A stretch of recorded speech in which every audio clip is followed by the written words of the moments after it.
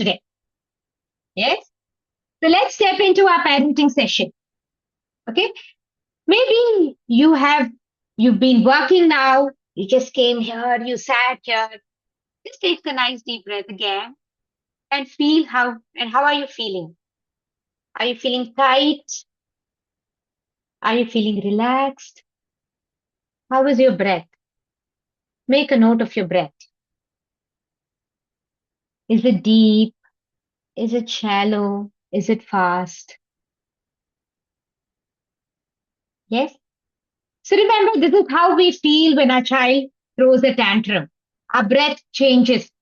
It is either deep, it is either shallow, or it is fast. Correct? So when your child throws a tantrum, when your child refuses to write, when your child cries in public, when your child fights with their sibling, how is your breath? Today I want you to make a note of it. How is your breath? Yes?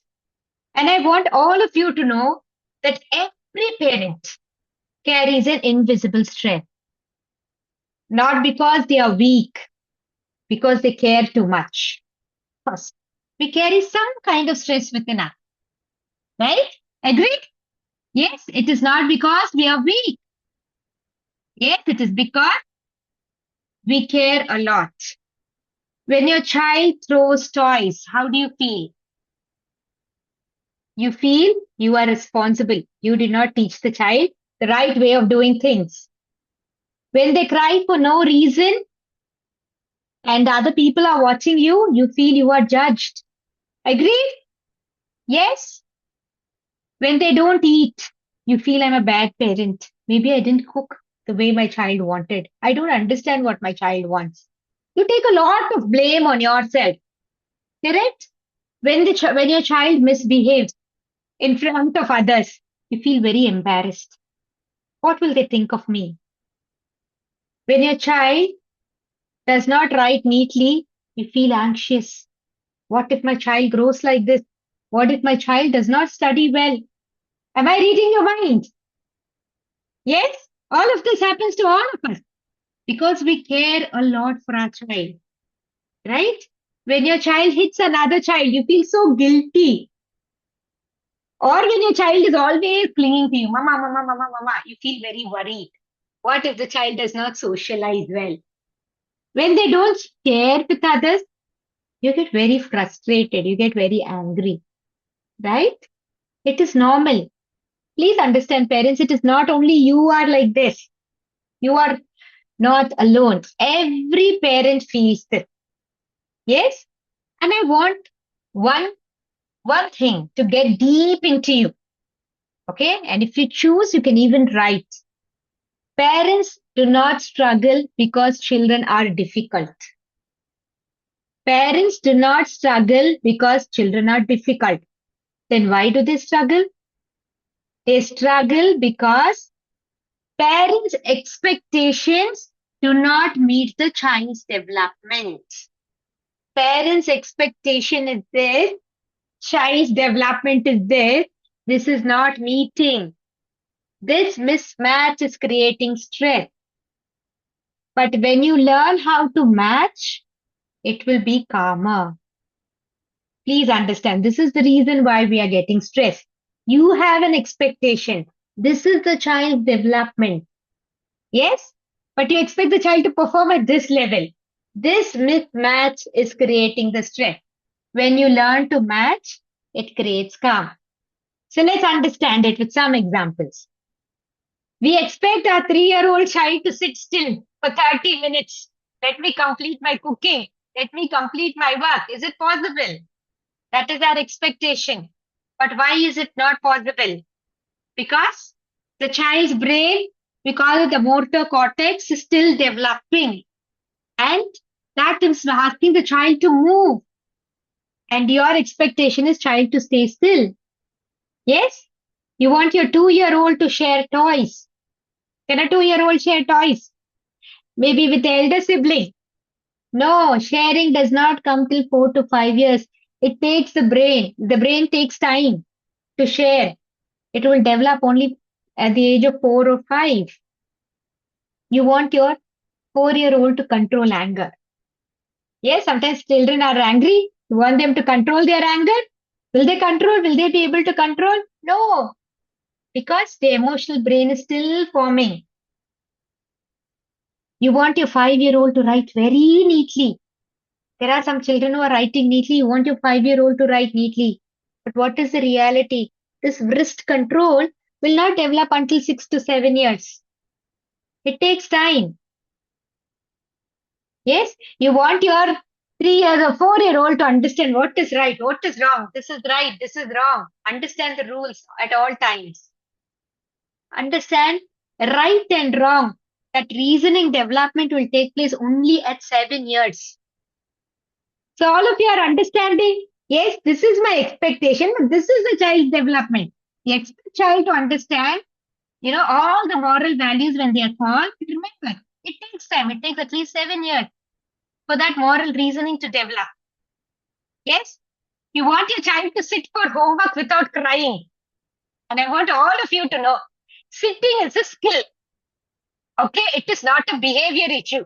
The brain wants movements. So your expectation is child should sit still, write, finish, and move. Yes, but that is not possible because that is also a skill. It will take time. You want your child to listen. Whenever you tell something, they should listen and they should grasp. But unfortunately, we don't tell one step.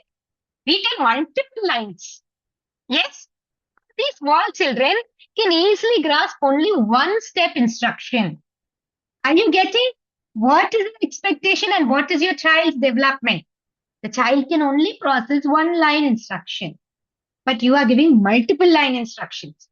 That is why there is a mismatch. And that's why you feel stressed.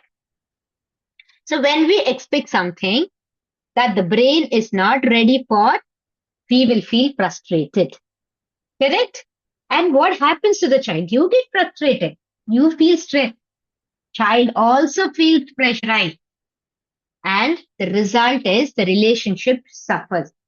The parent-child relationship or the mother and child bonding suffers because your expectation is high, but the brain is not ready. And that is why home feels very stressful. So let's understand this even more better. Yes. So let's write expectation.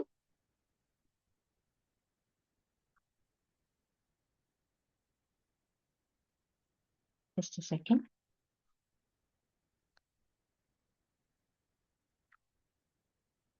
I'll reshare.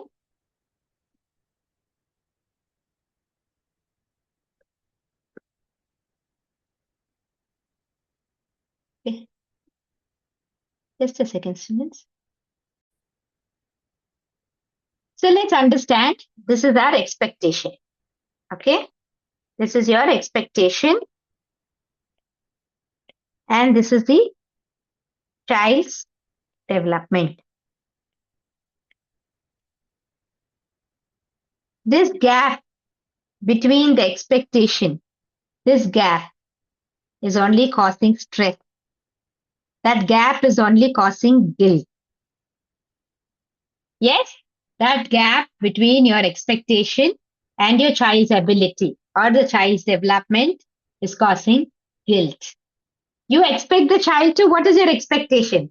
You want your child to listen. Yes, but what is the reality? The child wants to explore. You want the child to listen, but the child wants to explore. Yes, you want the child to be quiet. But what is the reality? The child wants to move. That is only the child's ability. That is the child's development. The nature is asking the child to move. Okay? You want the child to write neatly. Yes, you want your child to write neatly. But what is the child's development? The muscles are not ready. Are you getting it, students? Why is the difference? Yes? So there is a big gap. You expect the child to control their emotions, but the brain is feeling it too much to control. Yes, you want your child to be sharing. At a small age, they're very egocentric. What is egocentric? They can only think of themselves. That is only the child development. So it is this gap that is causing the stress. To try to understand what is a child's ability and what is your expectation. Understanding this itself will help you. If your expectation rises, remember, you can keep rising your expectation, but the child's development will be at the same level. Frustration is guaranteed. Yes, if your expectation rises, remember, the child's development remains the same. Yes, frustration is guaranteed. Okay, I want all of you. Okay, I want each one to write. I want you to now write, okay, one thing that you want your child to do. Just think of one thing that you want your child to do. When we're referring children, we're referring the young children. It can be children at school, yes, or children whom you know, or your own children. Maybe you expect them to sit and write. Yes, what is that one expectation you have from your child? I want you to find out what is one expectation that you have from your child and it is not meeting their development. It's not matching with their development. Maybe you expect them to sit and write. So we understood now that sitting is a skill. Writing, yes, it needs time. This is your expectation.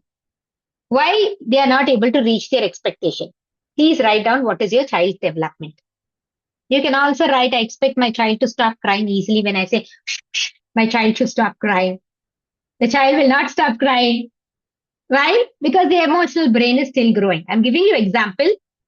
Yes? Please write. I expect them to share toys. They're not sharing because the brain has still not developed. It can be children at school also. Right? I expect them to listen the very first time. I told them and I'm repeating multiple times. But understand their brain is still developing. Yes, I expect them to behave same at home and school. But at home, they're very naughty or vice versa. Home, they're very calm, school, they're naughty. It can be any way. Whatever it is, please write your expectation. You yourself will write what is the child's development. We have seen the child's development. You can write many also. Yes, we have lot of expectations, right? Everything. Please remember, when you write, you become aware. Awareness is the first step. When you write, you are aware. This is my expectation. This is only the child's development. So this awareness will guide you in your parenting. Please write down. It can be one, it can be two, it can be more than that. Yes. What is your expectation? And now we have seen what is the child development also. Write it down. Yes, acknowledge it. It is not necessary that when we give birth to a child, parenting comes automatically. Only to protect the child comes automatically. The rest we only should learn.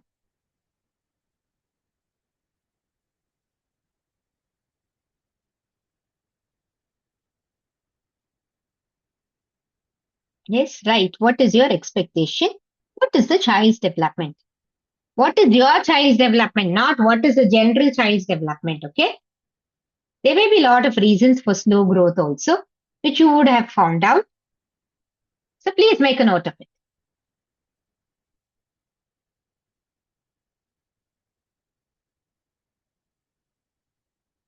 And you should feel happy because you found out. Okay, this is the reason. Why? My child, I am feeling guilty. I am feeling stressful.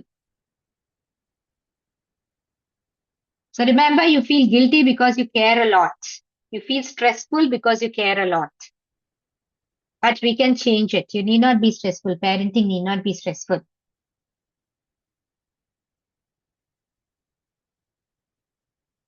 So today we're going to learn how to reset your mind. Yes? So understand, comparing your child or the child at school, comparing two children is not right. And every child is not behind. They are at the right place in the right time. They are growing as per their pace. They're growing at their own pace. At their own pace means at their own speed, their own timing, with their own strengths. Yes, they're growing at their own space, at their own speed, at their own timing, at their own strength. Some children talk late, but they may talk beautifully later. You can only support, but you cannot pressurize a child. Some children write late, but they will write confidently later. Some children take time to socialize, but they may also become leaders. Yes, some children may struggle to focus, but they may become creative thinkers. Some children may have cried a lot when they are small, but they become very empathetic adults. They're very, adults who can understand. So remember, your child is not behind. Your child is becoming something. If you understand this, that is the beauty, right? Your child is not behind. The child is becoming something. They are in the process. Okay? This is very, very important to understand. Yes. And now let's understand the parent mindset. Yes. We have to reset our mindset. Today we're going to learn how to reset. Whichever is belonging to you, you can write it. Yes. You may think my child is stubborn. I want you to change this thought. And changing your thought gives a beautiful result. Yes. You say my child is stubborn. Yes. Does not listen. Instead, I want you to think my child is overwhelmed. Overwhelmed means is trying to take in too many things, is not able to take too many things. That is why the child is stubborn. I want you to understand when a child is throwing tantrum or child is being naughty, child is not stubborn. There is too much that the child is trying to process. The child is feeling unsafe. Please write it down. If you feel your child is stubborn, is throwing tantrums, the child is actually feeling unsafe. They cannot take in so much. If your child is throwing things, it doesn't mean your child is naughty. There's too much of sensory overload, too much of information trying to get to their senses, too much of stimulation. If you would see that if when children watch TV, there's a lot of stimulation. Yes? And when they want to get back to their normal work, you will see they start throwing things. The brain cannot handle that sensory overstimulation. It is overstimulating them. Overload. One more very important thing. My child always does a beautiful drama. Will always cry first. Lot of tears come. Yes, I can see. Lot of smiles. Yes, lots of tears. Crying is not drama. Crying is an emotional relief. They want to release something they're holding on. They want to release. And you also do shh. That emotion gets stored somewhere in the body. Later on in life, they will have a lot of anxiety. Okay, and remember all these unresolved emotion causes a lot of ailments in the body too. Okay, so allow your child to cry. It's not required that if they are a boy, they shouldn't cry and only girls should cry. Not like that. Okay, all of us are human beings and we feel like crying. And your child wants to run all the time. Yes, likes to run everywhere. That is not disobedience. They are showing you they want movement. Give them some activity which has movement. If you feel that they may get hurt by running too much, right? Give them an activity that has movement. Getting it, everyone? So please reset. Please change your thinking. One change in thought is going to bring peace and calm at home and better parent-child relation. Yes? And you can lead a happy, yes, stress-free life. They don't listen. My child does not listen to me. I want you to change this thought too. Their brain, my child's brain cannot process long instruction. Yes, some children will freeze. Too many instructions. They will freeze. They will not do anything. Okay, the brain will go into either fight. They will fight back if they can't understand that long instruction, or they will fly away from the place. Flight. They will move away from the place, or they will freeze. Freezes. They will not do anything, and you think they are stubborn. Yes. So please change this too. Your brain cannot process long instructions. Let me keep it small. Yes. So I'm giving you a lot of examples. You can also make a note. This will definitely guide you. It will be a guide for you also. My child is writing very slowly. Does not like to write. Wants to waste time. A lot of parents think this way. Correct? Lots of teachers also think this way. They come and tell us, "Ah, my child is very lazy. This child is very lazy. Doesn't even want to write." Please change the thought. Change the thought to their hand muscle. Their fine motor skill, small muscles are still growing. Okay?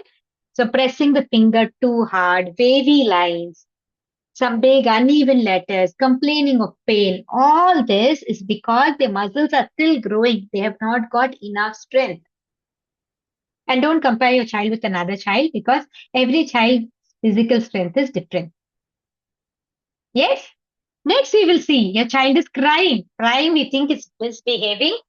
It's brain overload, too much of overload. They are not able to manage it. So some children, they will cry when it is too loud, too much of stimulation. They are feeling hungry. They are feeling thirsty. They are feeling fearful. Yes, very tired. They may cry because it is a release of emotion. Excuse me.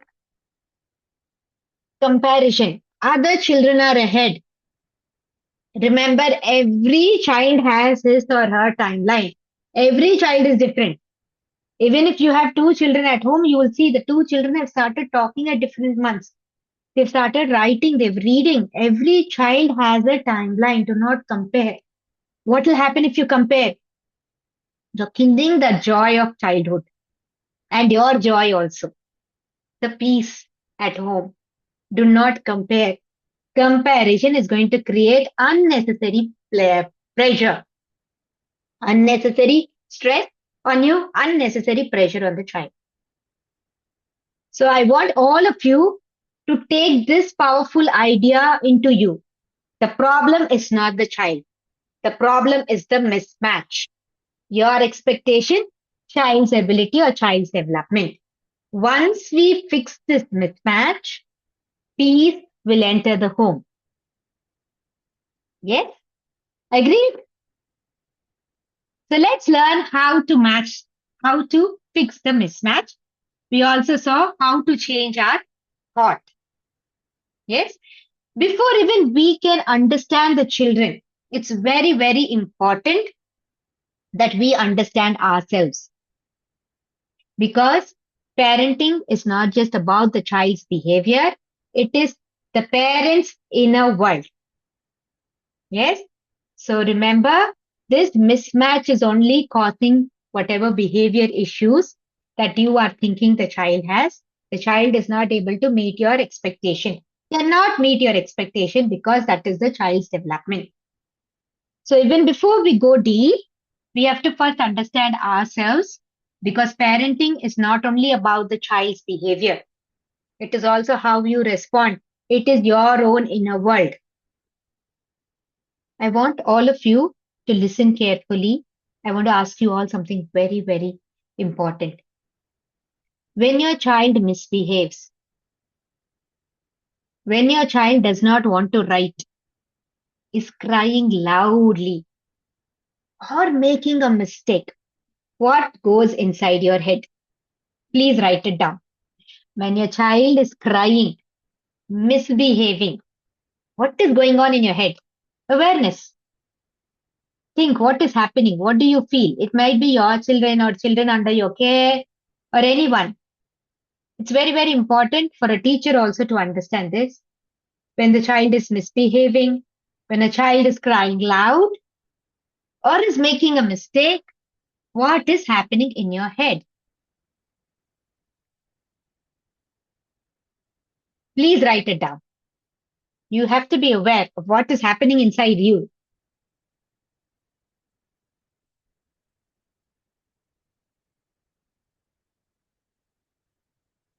Yes. So, true. Blaming self. Yes. So let's understand most parents don't get stressed because of the child's action. They get stressed because of what they tell themselves. Yes, like we have blaming self, what you tell yourself. For example, a child accidentally spills something, maybe milk or whatever you've given the child. A parent's inner voice, especially a mother's inner voice, says, I should have watched the child. Why does this always happen to me? Am I not careful? Are other parents handling things better? Yes?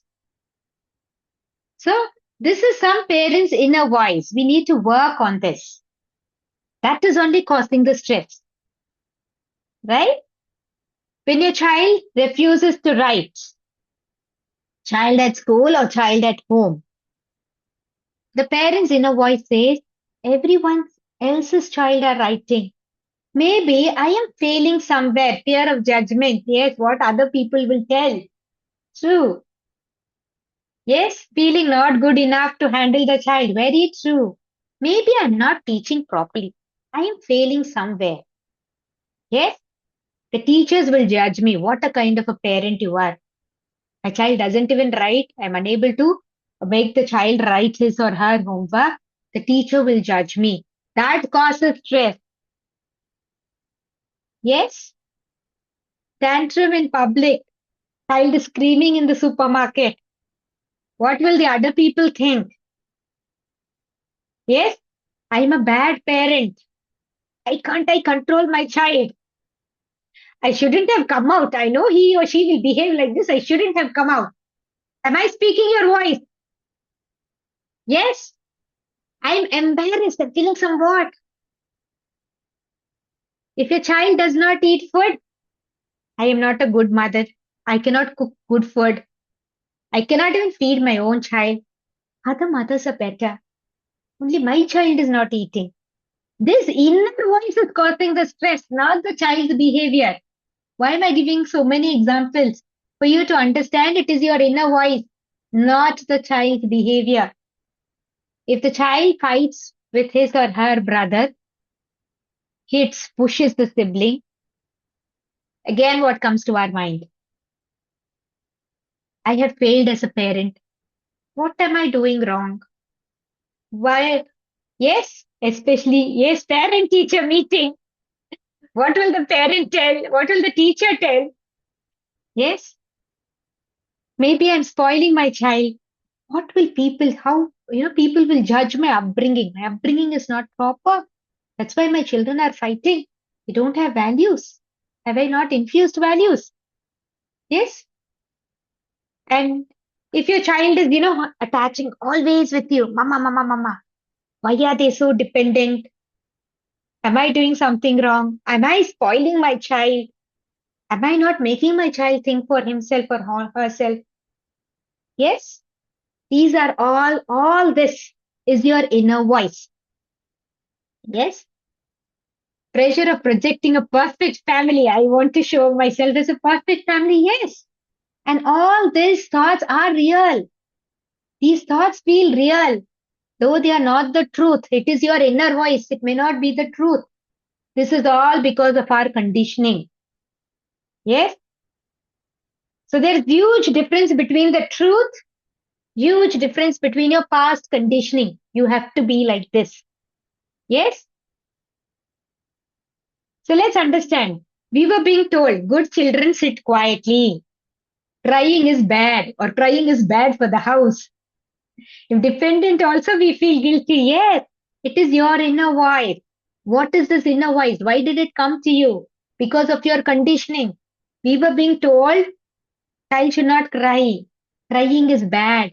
Answering back is bad. Children should be perfect. They should listen at all times. Children should sit quietly. So now what your brain says, if your child is crying, if my child cries, I am doing something wrong. Yes, this is your upbringing. That upbringing of yours says, this is wrong. Second conditioning, societal pressure. Yes, the pressure that the society puts on you. Children should behave. Children should listen immediately. Or maybe, yes, The elders say, my children just listened when I spoke to them. Children should write early. Children should share. So you feel when my child is not matching to the society, my child is not matching to the society, I am failing. Society pressure. First one is your upbringing, the society pressure. I'm telling you all this to understand why your inner voice is like that. Family comparison. Your cousin wrote at 3 years, you are not able to write. Our days were different. See how the child behaves, how the child listens. So you start comparing. Yes, and it comes. Family comparison is there for a very long time in our families. So it just comes to us also. So what your brain says, I am behind. My child is behind. So remember, this is not your voice. This is not your voice. Then what is it? It's your programming. You've been programmed to think that way. Please write it down. I'm only programmed to think that way. Yes, you are not failing. You're carrying some old patterns. This is a generational programming. Yes, it is not your voice. That voice is coming because of that programming.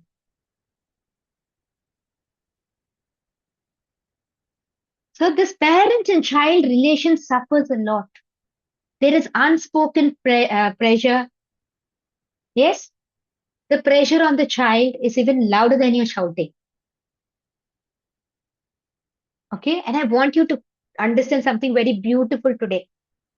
Okay, even if you don't shout, sometimes you would say, I don't shout, but my child still behaves this way. Do you know why? Do you know why? Even you may not shout, your body feels the tension. You may not shout, your body feels the tension and child can sense the tension. Okay, that's the beauty of being a human being. Your child will sense that tension. Your eyes will show the fear. You don't scold, but your tone is sharp. You're not scolding your child, but your tone is sharp. Your child will feel unsafe. And when they feel unsafe, they cannot think. It's also for us. When we feel unsafe, we cannot think. You may not compare in reality. You may say, I don't do all this. But still, your child's behavior may not be up to your expectation. Or even if you feel up to your child's development, you may not compare, but you compare in your mind. That comparison itself will make the child feel inferior. Okay, it's so deep. You don't punish, but you get irritated. You just get irritated, you just get frustrated. Your child can absorb that stress. We call these mirror neurons. The brain can just take it from you. You don't say anything, your body is tensed. The child can mirror it. Remember, a child needs no language to understand your emotion. They will feel you. They just don't need any language. They can feel you. Okay. So it's very, very important that we are able to reset. We are able to break the generational programming which has happened in our brain. We are able to understand that there is a gap between my expectation and there is a gap and their development. Yes, and you learn to reset, take deep breaths, regulate yourself. So many parents believe that their guilt means they care. I want all of you to know, yes, you feel guilty because you care, but for a child, your guilt is not a proof of love. For a child, your presence is a proof of love. Stress is not love for a child. You're feeling guilty, you're feeling stressed because you care for your child, you love your child, but this is not loving your child in child's language. Your stress is not love for the child. Your fear is not love for the child. Your pressure is not love for the child. Then what is love for the child? If your child does not understand you, they will always be that mismatch. There will always be tension in the family. For a child, sitting with him or her for 5 minutes, just 5 minutes, listening without judging, letting them cry safely. Instead of saying you're a crybaby, you always cry, labeling them, let them cry safely. Accepting their pace, accepting their speed, encouraging their efforts, being patient. This is what love looks for the child. So when you're very guilty, what happens? You start overthinking. You will start comparing. You will feel ashamed. You will feel responsible for everything. You will blame yourself. And when you do all of this, you will definitely show pressure on your child. If you're not showing it with words, your state of your body state, right? The child will be able to understand. So try to replace it. I want you all to replace guilt with awareness. Guilt with awareness. Now you are aware why you are feeling that way. Maybe because of your upbringing, maybe because of the society, right? Maybe because of family comparison. My inner voice is like this. You can break it. You can break it. Yes, that is the beauty of being a human being. I want all of you to repeat softly presence over pressure. Once again, presence over pressure. Please take it deep into yourselves. Presence over pressure. Yes? So be present rather than taking in all these guilt. Guilt is not going to help. You've already seen it is not helping. It's not helping you in parenting. Yes? And also be aware whenever you're feeling guilty, you ask yourself, why am I feeling guilty? Take a paper and write. When you write, your prefrontal cortex works well. You will be able to understand why you're feeling guilty. Once you are aware, you will start understanding, okay, there's a mismatch. That awareness itself will make you learn that I have to just be present with my child. I need not be guilty.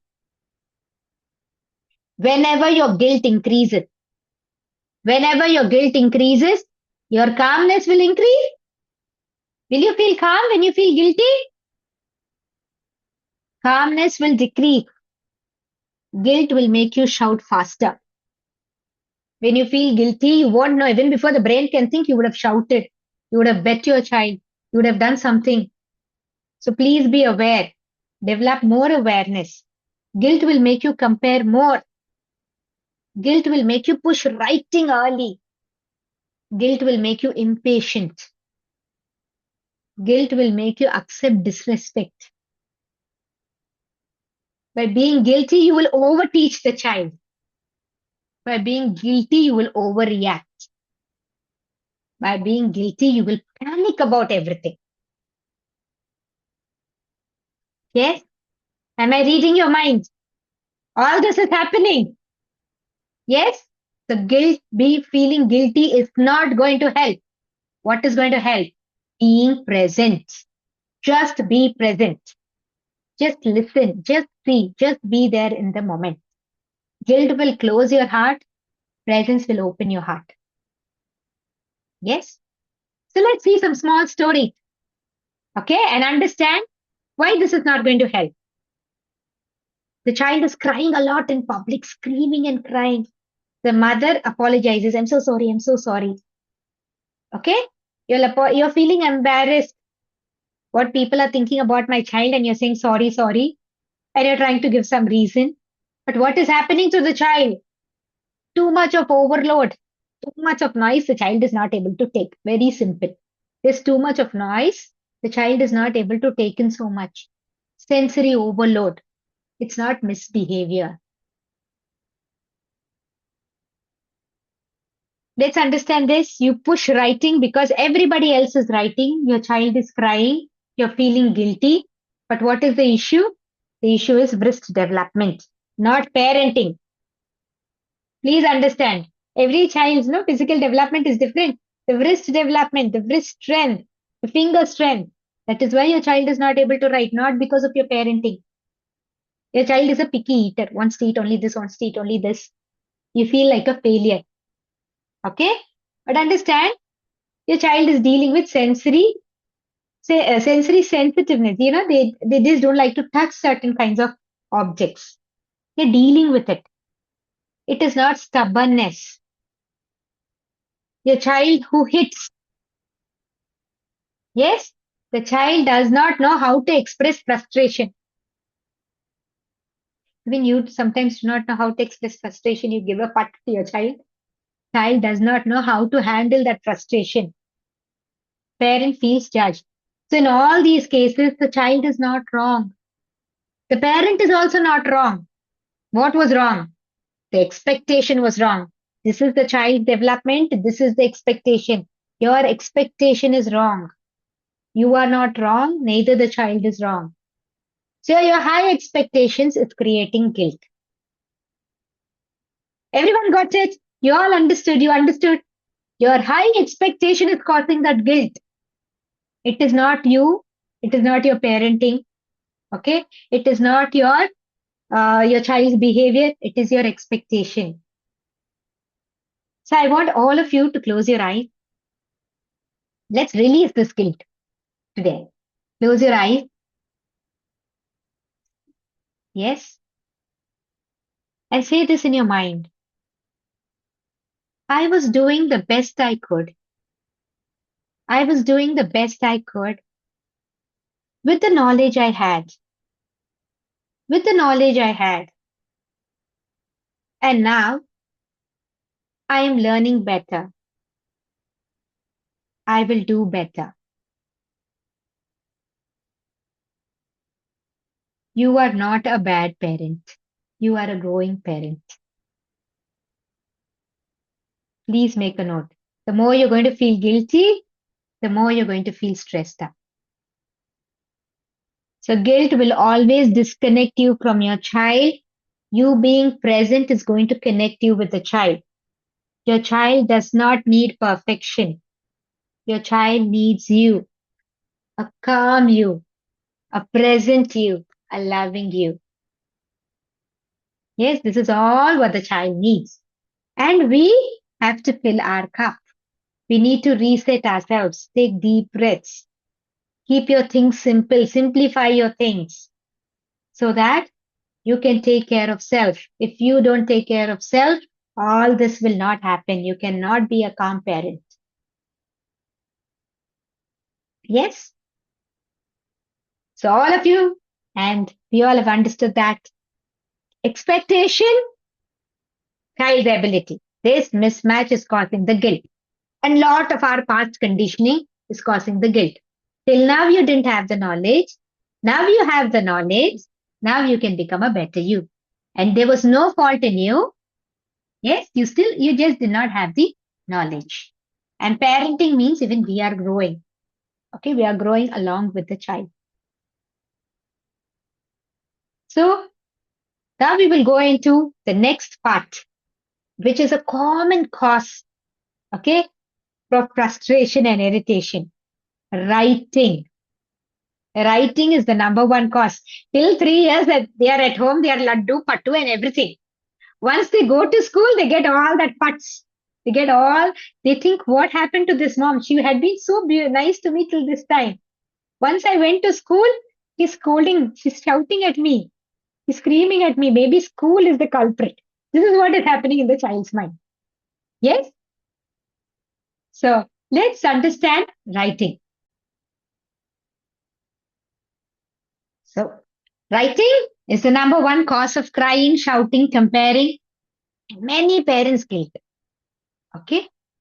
Please understand, writing is not only a finger skill.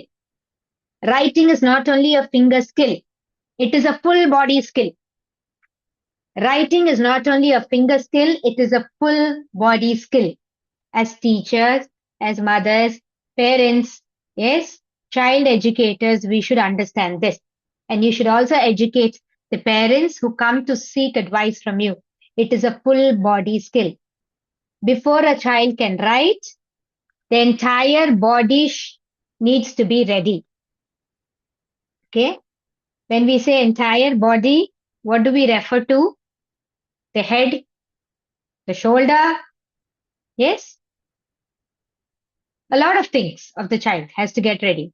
Okay. Head, shoulder, arm, wrist, finger, pencil grip. All of this should get ready.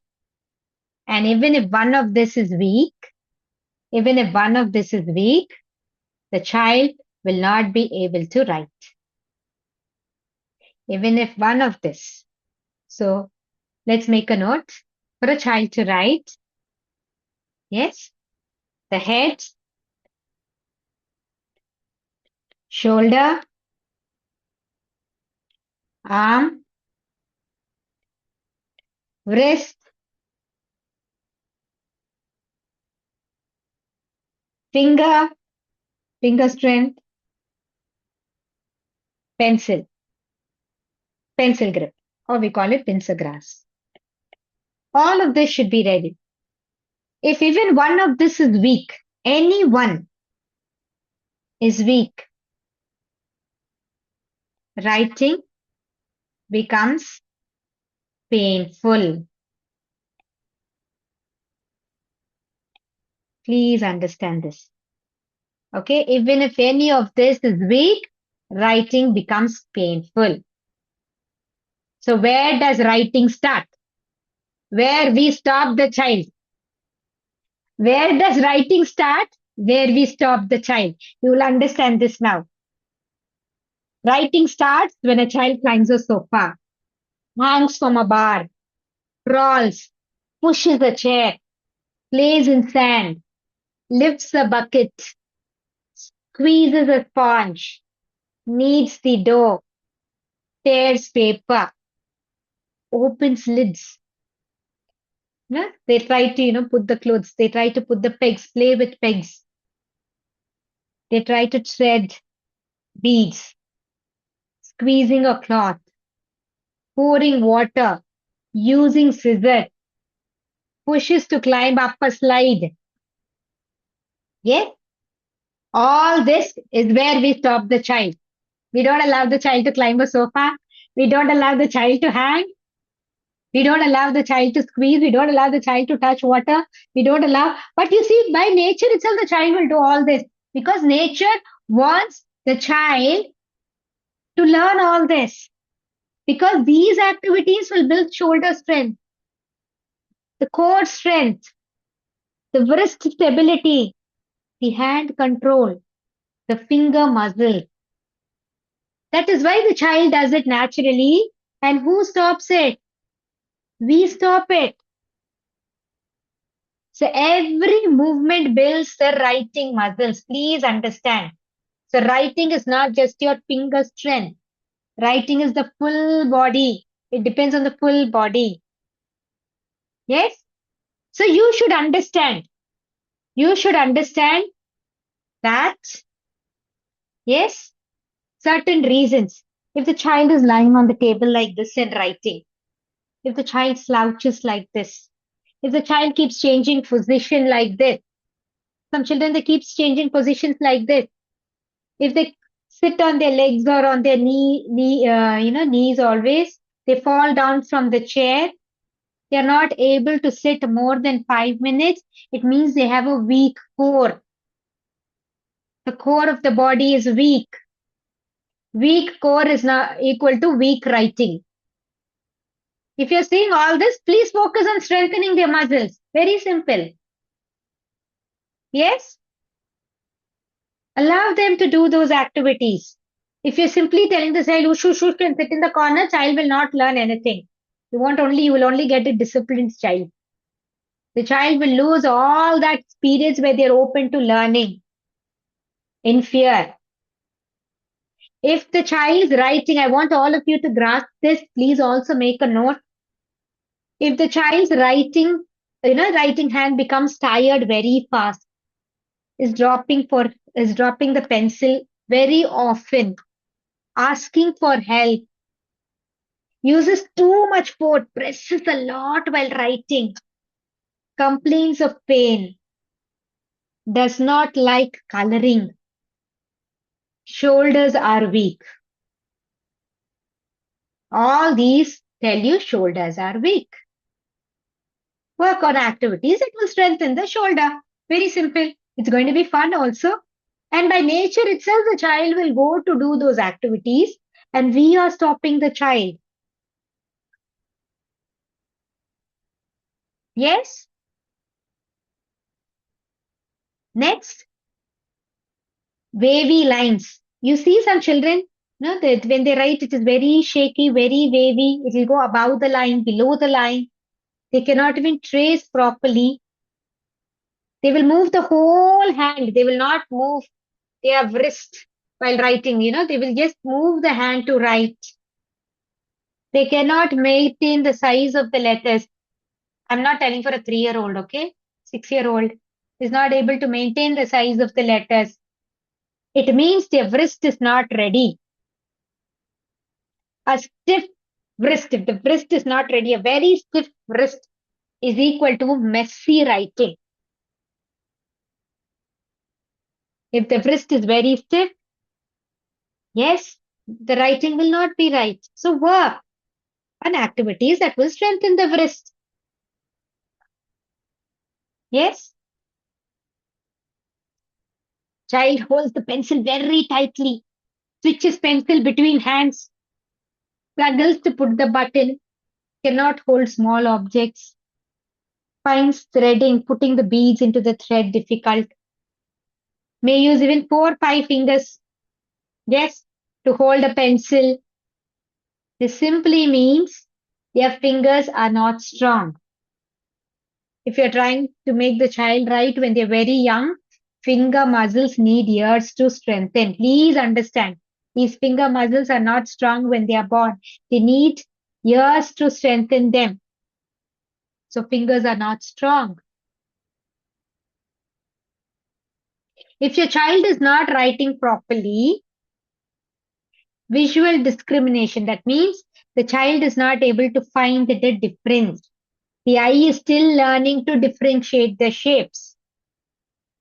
Even because of that, the child may find writing difficult. The child will get confused between B and D, P and Q, M and W, U and N, 2 and 5, because their eyes are still learning to differentiate their shapes.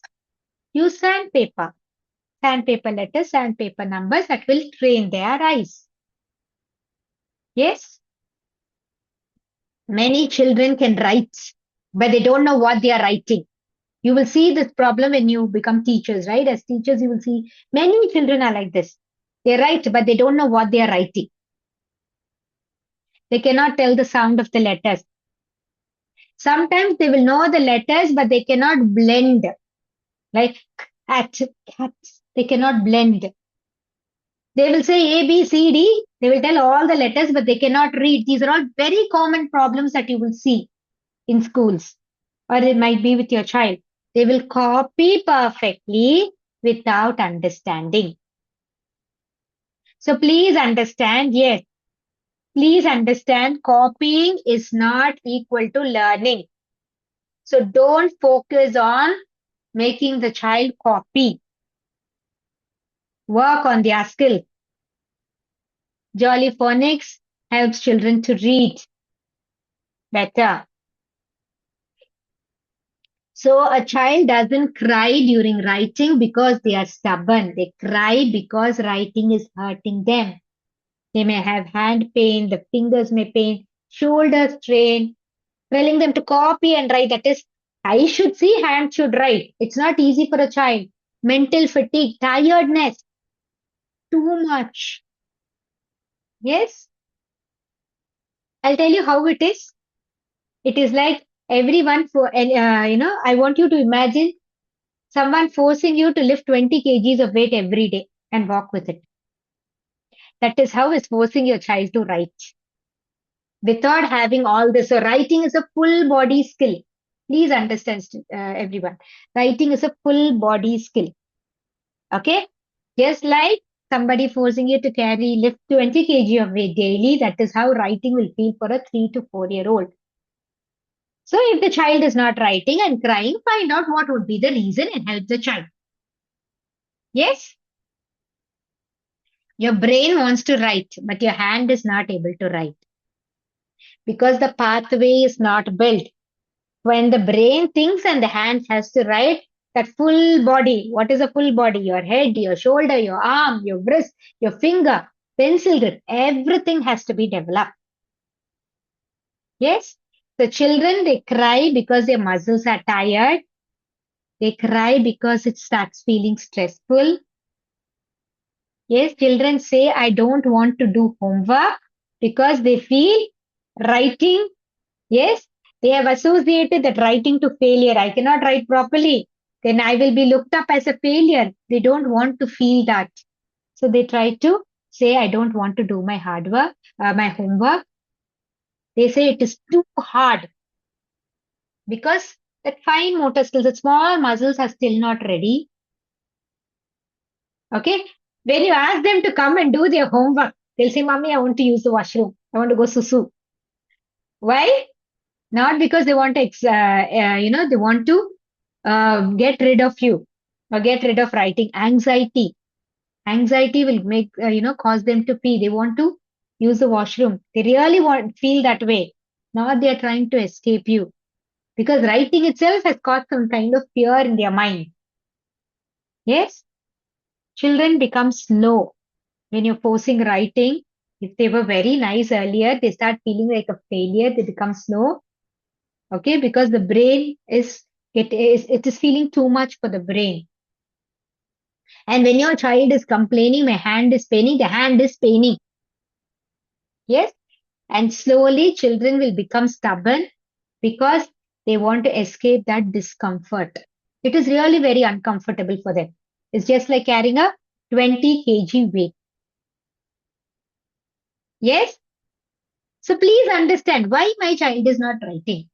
What is how I can help my child rather than putting the blame on the child. And then it will cause a lot of anxiety issues into the child. The child will start feeling like a failure.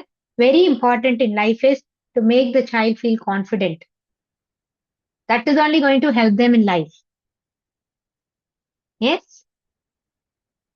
So there was a child, the parent was forcing the child to write at 3.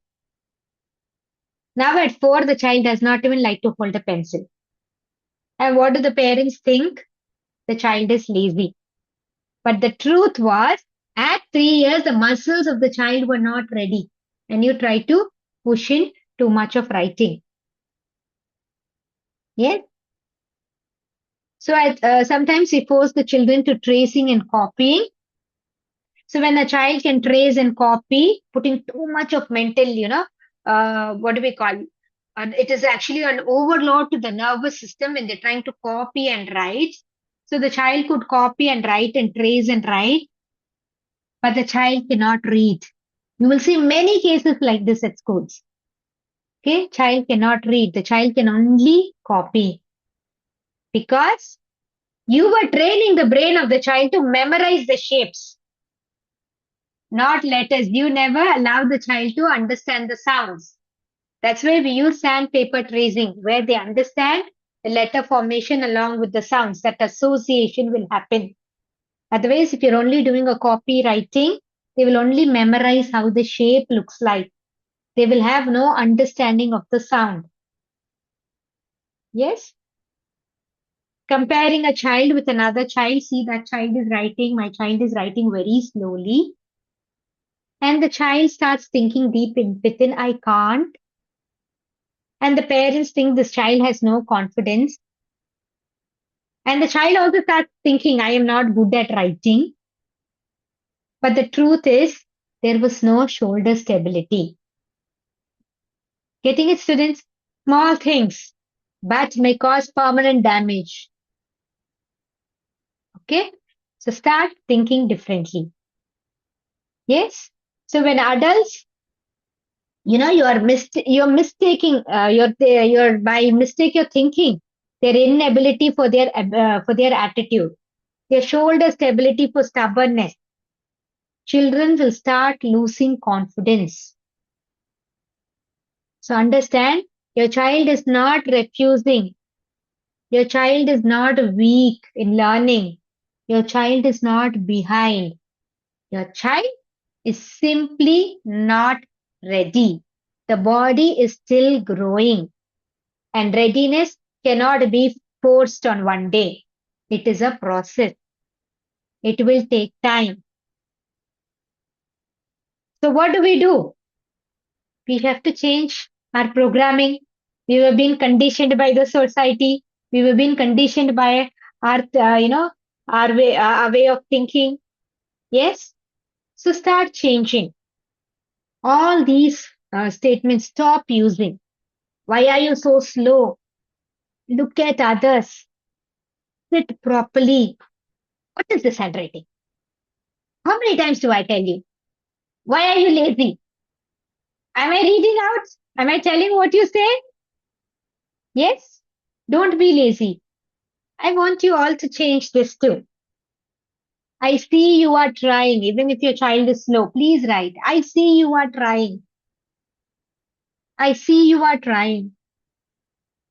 Let us do this step by step. Tell me if your hand is tired. Can we take a small break? Your brain is learning to write. You will write with practice. Remember, your words today is your child's inner voice tomorrow. Your child believes everything you tell. That is the beauty. Okay? So I again tell you, we need 10 skills to write. Shoulder strength. How will the shoulder strength develop? When they climb, climbing steps, crawling, swinging, pushing. All this is going to help their shoulder strength improve. Make a note if you think your child's shoulder strength is less. Yes, their core, you want their core to be stable, jumping, balancing, walking in a line, balancing their body, having activities to balance will help them build their core. You can even try yoga for kids. Yes. Wrist, painting, little big work, cleaning the window, taking a chalkboard work. All this is going to help they reduce the stiffness in the wrist. To develop the pencil grip. Yes. Picking, picking pulses with their two fingers, beads, picking things, okay? Using small toys, all this. Okay, but you should be very careful that they don't put it in their mouth. Or any picking activity is going to help them to improve their pencil grip. Next, we spoke about the arm, the hand control, squeezing, squeezing a sponge, rolling a dough, tearing paper. All this is going to help in their hand control.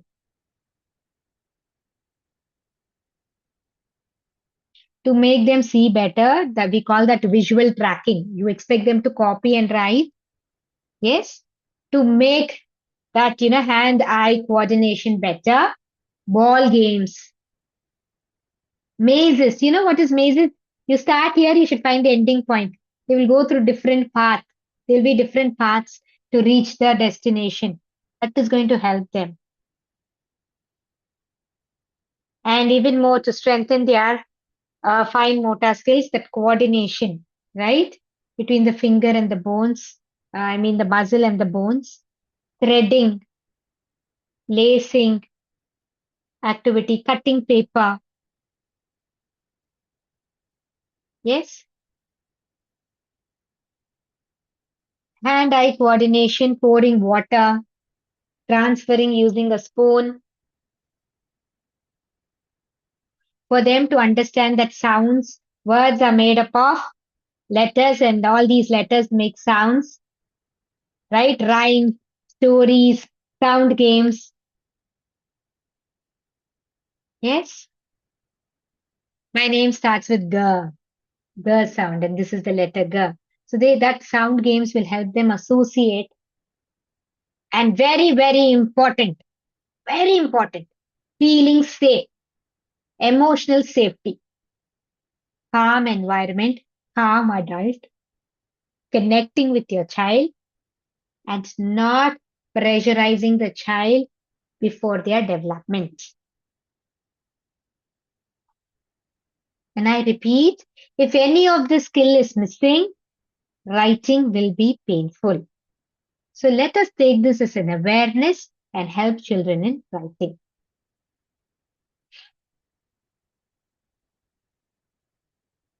Yes. And one very important thing, writing will not make your child smarter. Writing early will not make your child smarter. Writing early, you're pressurizing your child to write early before they are ready is only going to make them anxious, make them fearful. Yes, early writing before even they are ready, before their body is ready and you're pushing them into writing is the biggest reason for fear, biggest reason to avoid writing, biggest reason for their tears, and biggest reason for their low confidence. So your child is not refusing writing, your child is protecting himself or herself from the discomfort that the body cannot even handle. I want this to go deep into you. They are trying to protect themselves from discomfort. When you feel something very uncomfortable, you will not do it. You will not carry a 20 kg weight, right, the whole day. You will drop it. That is what the child is doing. Yes? So please understand that this is the reason why your child is refusing to write. And let it be an awareness and try to work on your child. When we say on your child, it is on your own child, child under your care, child in school also. Because we have many teachers coming and complaining, the child simply keeps shivering. He gets scared. Maybe the parents scolded the child a lot. That's why the child is shivering. All of things. And again, the parent will feel judged. It is a cycle.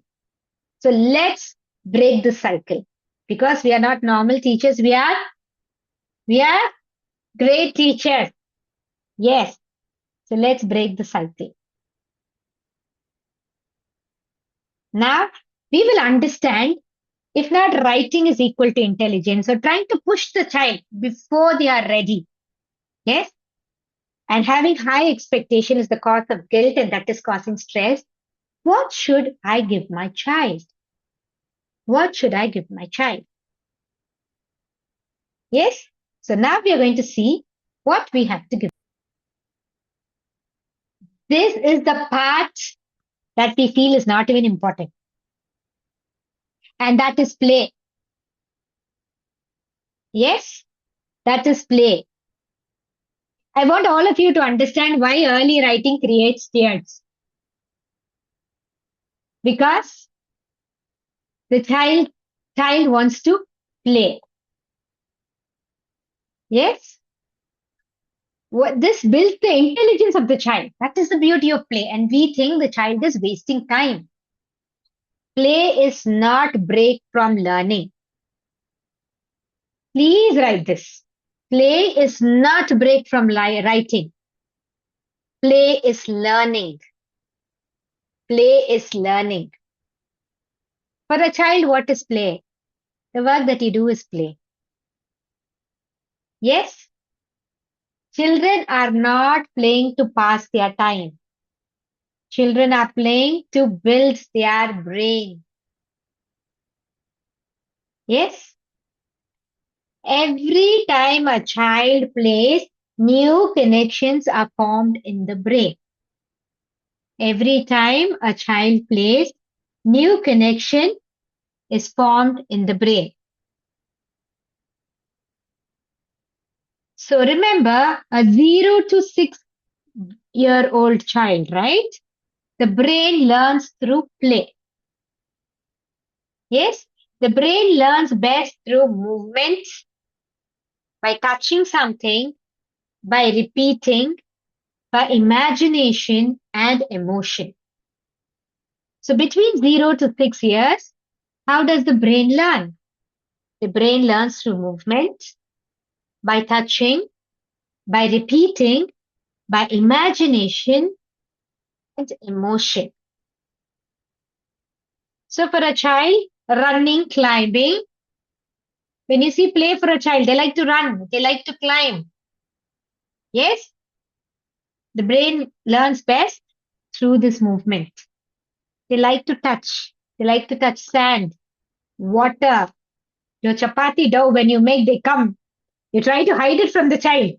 Yes, please give a little to the child. Okay? Because they want to do it, they want to touch it. Because by touching only the brain develops. Please understand.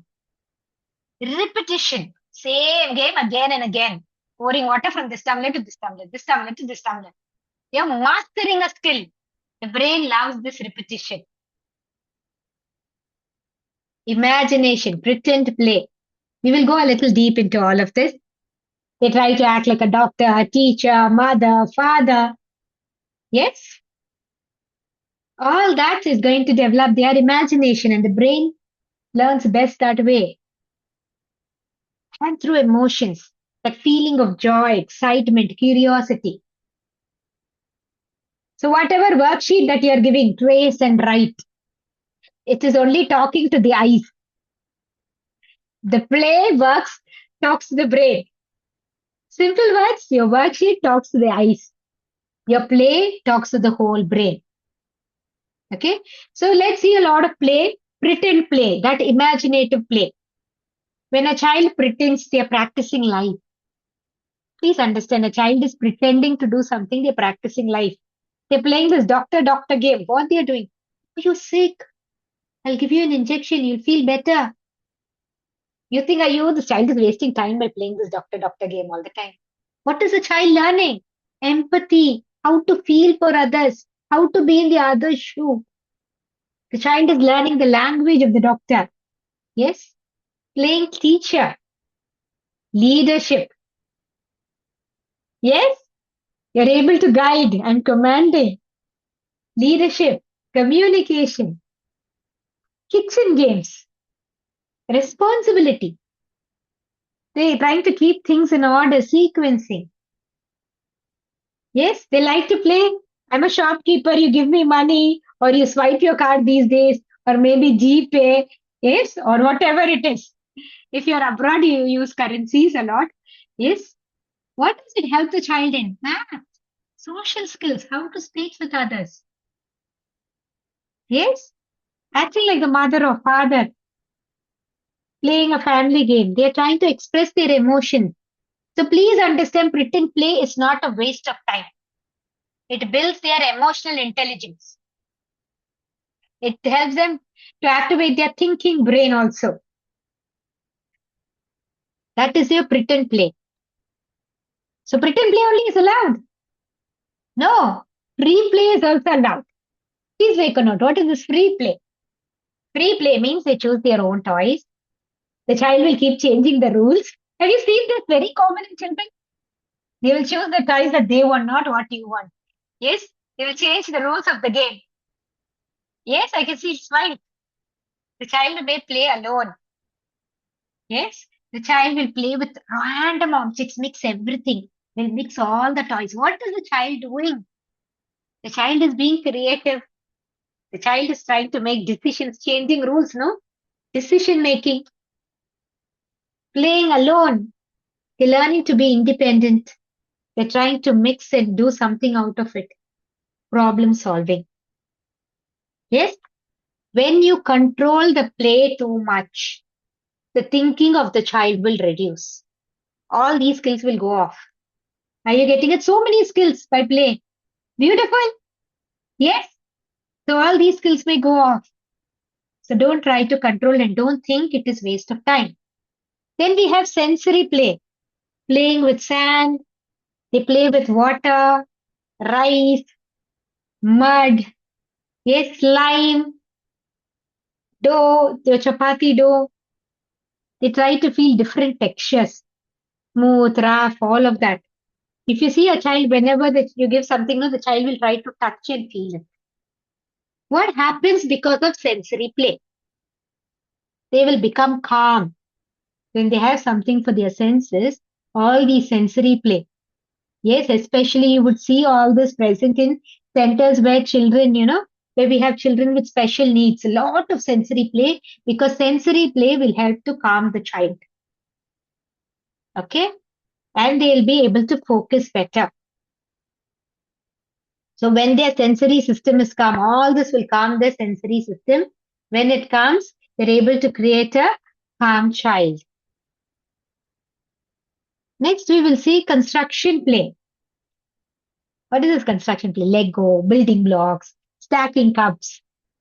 Yes, we also have these magnetic tiles. They all stick to each other and they're able to build something. All this, they're trying to get an awareness of the space, patience, planning skills, foundation for math. This is big. I can, how I can place things. These are all pre-math skills. So we always underestimate play, but play has so much of value. Outdoor play. We always try to keep our child inside. Yes, especially new moms outside too much of pollution. We try to keep the child inside. Why is outdoor play important? It is for the brain, it's like oxygen. Running, climbing, swinging, jumping, cycling. What will all this give? Because at home you have limited space, you can't run. Right? You take them to a park, they can run more. All this is going to help in balance. Coordination, body coordination. Okay. When you see small children, they will not have that coordination, right? It helps in that coordination. Yes, sometimes they may fall. Next time they will be a little more careful. They learn to take risks. Okay, they know what to do. They become more confident. And very, very important, outdoor play will reduce hyperactivity. For children who have are very hyperactive, I'm not talking about overactive, hyperactive, it will reduce it. And very active children also, they will calm down because that extra energy, they're letting it out. They need so much of play. Social play, they will play in a group. Yes, they may take turns, they may fight, but they still learn how to solve. One person in the group will teach them how to solve the fight. They learn how to wait, how to share, how to work in teams, in a team. So children learn social skill not by being told, by just playing, they will learn. You don't have to tell them. By playing itself, they learn the social skills. So I want all of you to understand the value of play. Play has a great value. Don't underestimate play. Yes, so let's see the value of play. Okay. So let's write play. Sorry.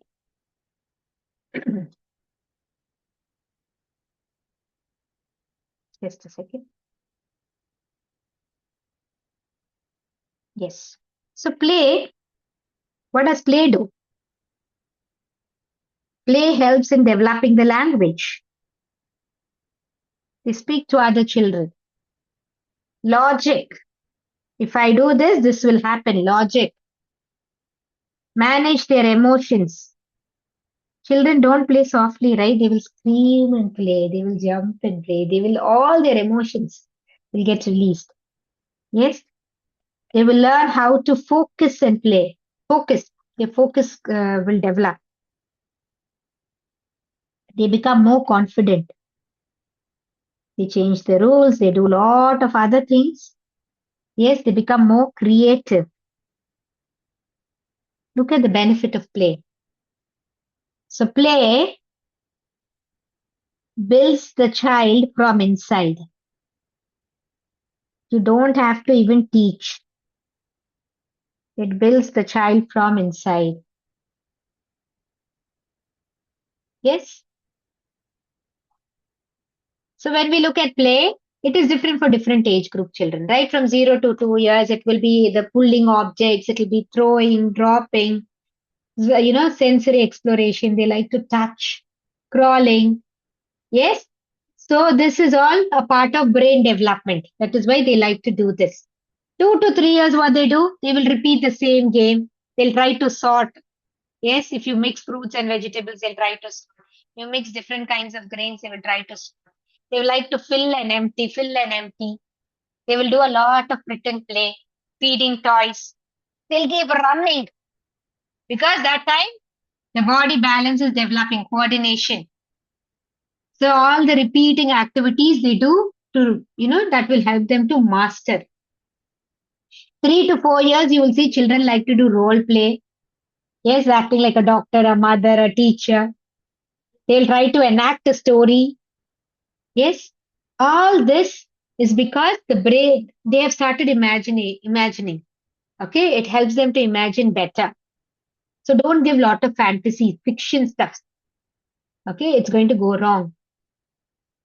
Next 4 to 5 years, they like to play in groups.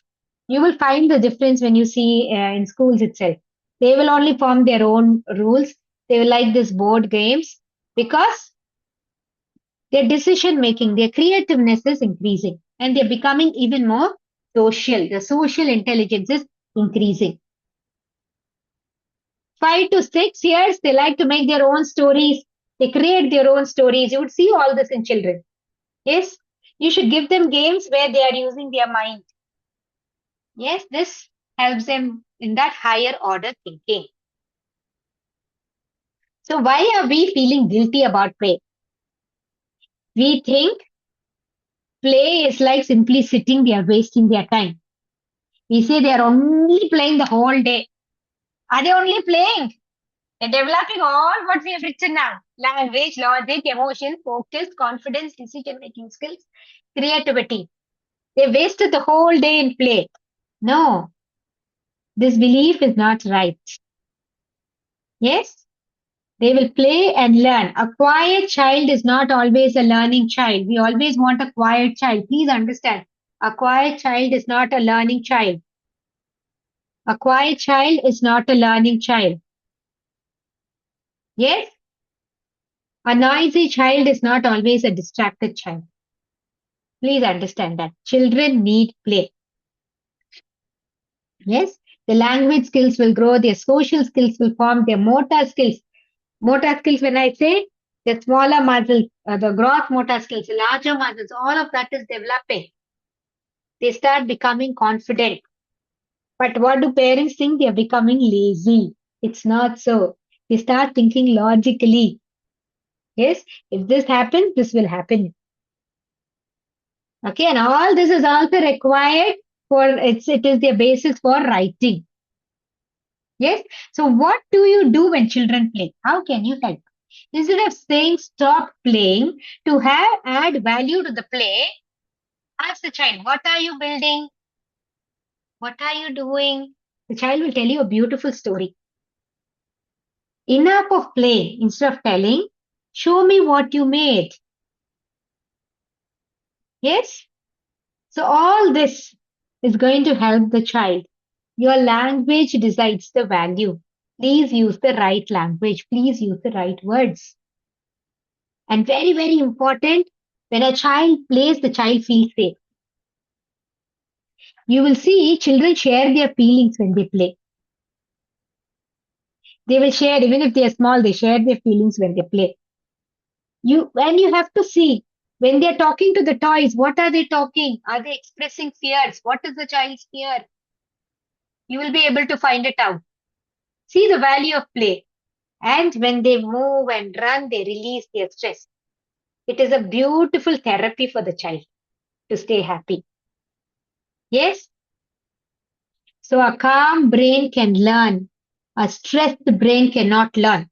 If you're going to go on correcting the child becomes stressed, you become stressed, the brain will shut down. Play will open the brain for learning. Yes? So please understand, when you remove play, the behavior will become worse. They will throw more tantrums. The attention will reduce. They become more fearful. more anxiety. Anxiety will increase. They will say no, no, no for everything. They will resist everything. Have you seen this in your child? When you stop them from playing and you just want them to do worksheets after worksheets after worksheets. Yes, there are parents because of it's not because they are strict, because they're not aware. So when you take off what the inner need, this is the inner need of the child. Why is it an inner need? Nature wants the child to learn all this because it is required for them, for their life. Play is not something extra. It is important. It is very important. Play today, it will create confident learners tomorrow. So from today onwards, let your child play without guilt, without you feeling guilty. Because again, when you feel guilt, your body will become stressed, the child will feel it.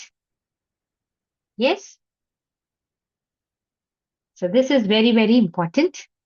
So we saw the importance of play. Hopefully from today onwards, we allow our children to play. Yes?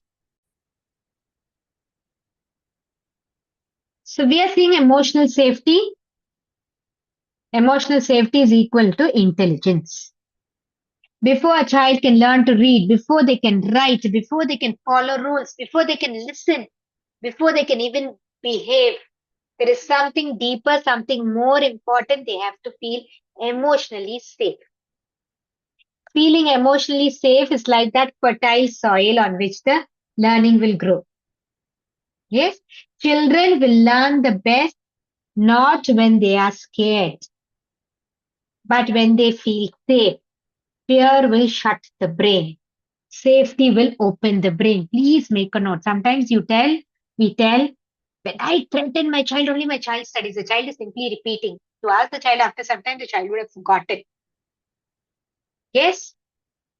So, in stress, the child cannot learn. The brain is closed. Brain will go into fight or flight mode or freeze mode. Yes? When the child feels safe, the brain will go into a learning zone.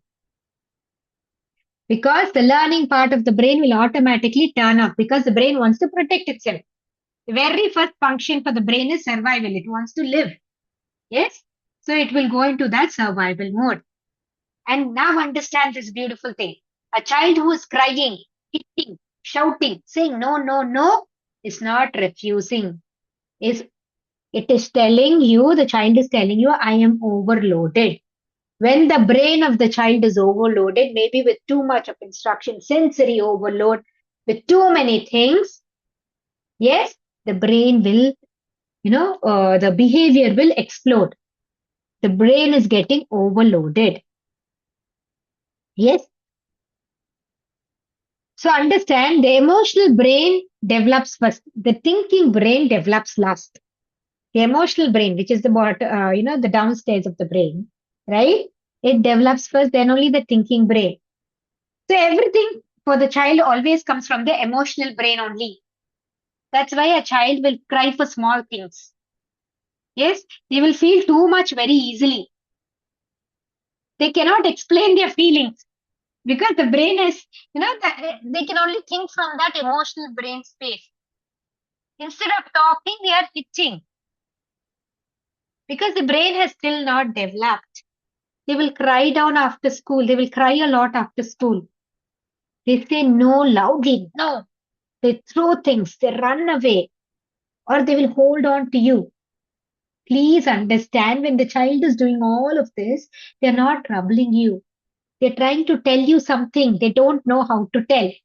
If they could tell, that means their thinking brain is working. But now the emotional brain is working. That's why they're not able to tell. All this, if your child is doing, please understand that your child is trying to tell you something. What is the meaning of crying loud? The emotional tank is empty and feeling drained, throwing things, right? Even many adults do that. It is too much. I need help. Saying no. What does it mean? Give me some independence. Hitting or biting. Yes. They don't know how to express they're frustrated, they're irritated, they don't know how to tell you. Running around, running, going around and round and round. Yes, you get very irritated. Not to punish you. They need movement. The body is telling you, I need movement. Take them outdoors, let them run freely. Clinging to the parents, always, always clinging to you. I seek safety. I want to connect with you. Yes, maybe after school or may have been in another place. After seeing you, they start crying. Why they cry? Till now, I was holding myself somehow. Now the child is releasing those emotions. So every behavior is a message. It is not a problem. Stop calling your children problematic children. Yes, child is a big problem. Many parents come and tell us in PTMs, right? And when they come for parent counseling, we call certain parents to counsel them. When I counsel them, they're like, my child is very problematic. No, the child is telling you something. Their behavior is a message. Let's be aware of this. Even if we have told, it's okay. We were not aware. Yes. So if a child is crying, throwing tantrums, shouting, hitting, that which you can see, that is the top layer that you are able to see. What is at the bottom of it? What is the message? Fear. I am overloaded. I am hungry. I am tired. I am confused. I feel I don't belong here. When you see, what you see is the behavior. Please understand what you see is the behavior. Crying, tantrum, shouting, hitting is the behavior. What you don't see is the emotional need. Fear, overload, hunger, tiredness, confusion. All of that is their need, their emotional need. Some need of theirs is unfulfilled. Yes, but what we do? We will give them a nice gyan, a big lecture. Please understand, this is not right, it is not right. Yes, a child is not asking for correction. What is the child asking? Please connect with me, understand me. The child is asking for connection. And I want this to go deep into you. If you don't connect with your child now, your child will not come in the teenage years to you. The child will seek support from anybody who's showing interest in the child, who's paying attention to the child. If they are good, good for the child. If they are bad, if they are into bad habits, the child will also absorb all of it. So please connect. Yes? So whenever your child is having a tantrum or is crying loudly, instead of saying, stop crying right away, tell, I am here. Let it out.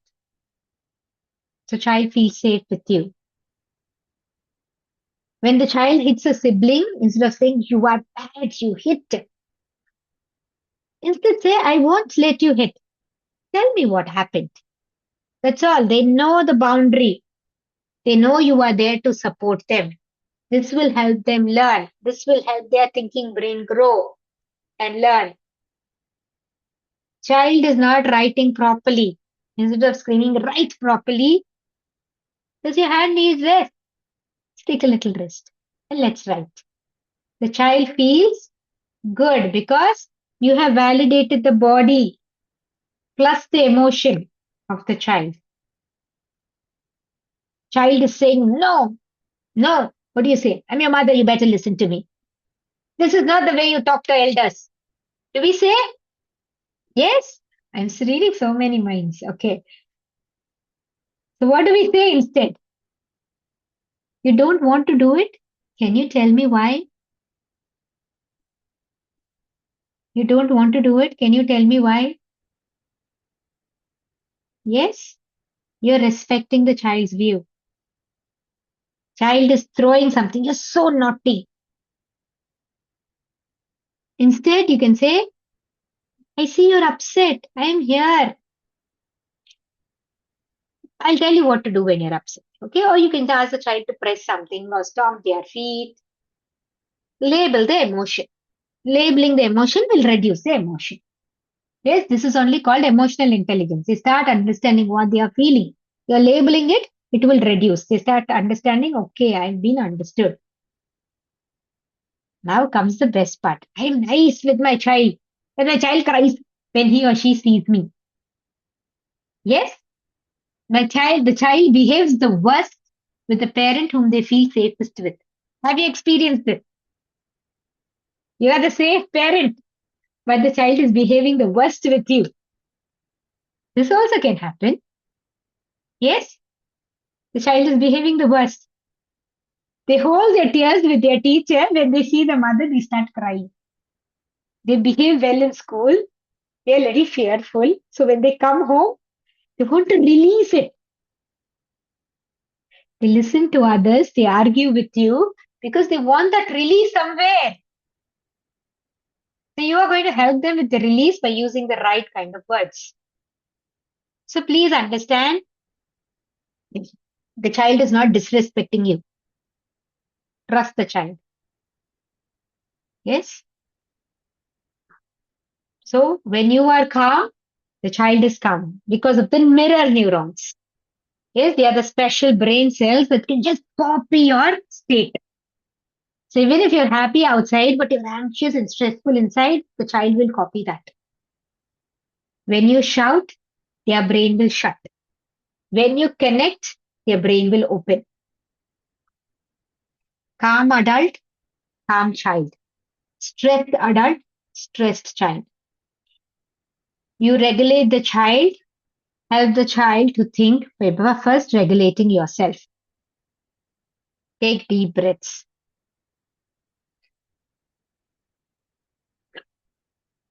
So a child who feels confident is a child who feels safe, who's ready to take risks.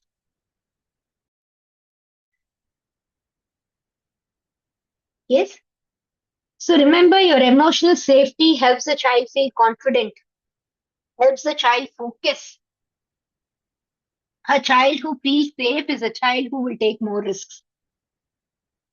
A safe brain can make a child concentrate. Not just that.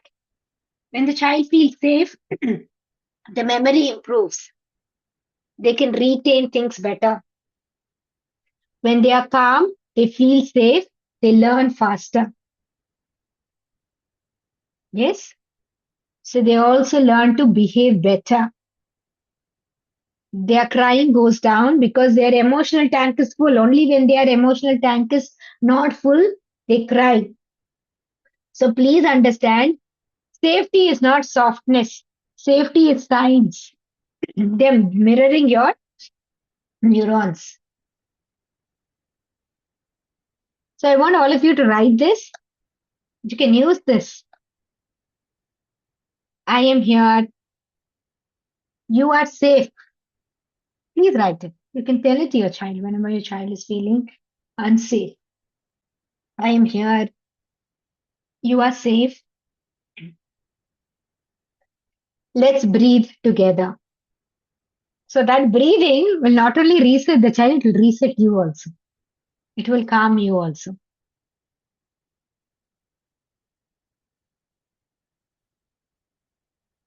So what is going to destroy this emotional safety? Your angry face, making your eyes big. You're shouting. Yes, you're making fun, your threats, your comparison, your physical punishment, making fun of the child in front of others, calling the child names, saying the child, I'll leave you, I will lock you, forcing writing, pushing them before they are ready. Yes, if you don't listen to me, I will not like you. Why are you always like this? All this will break the child from inside. Ask yourself, do you want to make the child or break the child? What do you want? To make the child. Yes. So what builds the safety? Your calmness, your warm tone, your soft eyes, your touch, your listening, you feeling for the child, creating gentle boundaries. You have that boundary. You're not allowing the child to do whatever he or she likes. Respecting their emotions, Sitting beside them even if they're crying, naming their feelings, being predictable. Being predictable means what? You behave the same. Because you're happy, you don't allow everything to happen. And when you're sad, you don't allow anything to happen. It's okay to cry. I hear you. I understand it is hard. I understand. This word I understand only brings magic into the child's life. You can tell me anything. I'm here for you. This helps the child to feel secure. Yes. So there was a mother who used to shout whenever a child cried.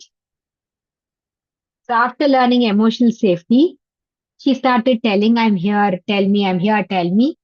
She took deep breaths. I'm here, tell me. In 2 weeks, the tantrums reduced, the crying became communication. She started understanding. A bond became better. You just have to apply it. And remember, between 0 to 6 years, children will easily absorb. So it is easy for you. Yes? And children do not need perfect parents. They need parents to be present. Presence means they have that emotional safety. Your calm is your child's calm. Is your child's calm. Yes? So we have understood emotional safety. We understood what is causing the guilt. Why writing is difficult for the child. Yes? We have also seen what causes, just now we've seen about emotional safety. Yes? We will quickly see routines. What is a routine? Okay? They should know how the day goes. When they don't know what next, the child will also become unpredictable. They don't know what next means. They cannot predict what is next. They also will become like that. The environment is very confusing, right? If somebody tells, go to this place, and after you go there, you don't know what next, what to do next, how confusing it will be for you. That confusing is how the child feels. Okay? So your environment is confusing, behavior is confusing. So what does the child's brain like? Child's brain likes predictability. What is predictability? What next? Okay? It helps the child feel safe. Feeling safe means better behavior. So how to have a routine? Have a fixed bedtime, morning routine, a screen time. You have a particular screen time. Meal times are the same. Yes? Your teaching time, study time is the same. The play has a nice rhythm. They have a play time. If you have routines, your arguments will reduce by 70%. Yes, your arguments will reduce by 70%. Please make a note. Then how to reduce it by 90%? Have rituals. How you are during the routine is your ritual. Yes, most of the parents they try to correct the child instead of correcting the routine. Every morning child is crying. Why in the morning the child is crying? Because you're waking up the child, brushing the teeth, getting the child ready, and pushing the child into the classroom. Your morning routine is rushed. That is why the child is crying. The child is throwing tantrum at bedtime. Why can't you sleep? Because every day bedtime is different.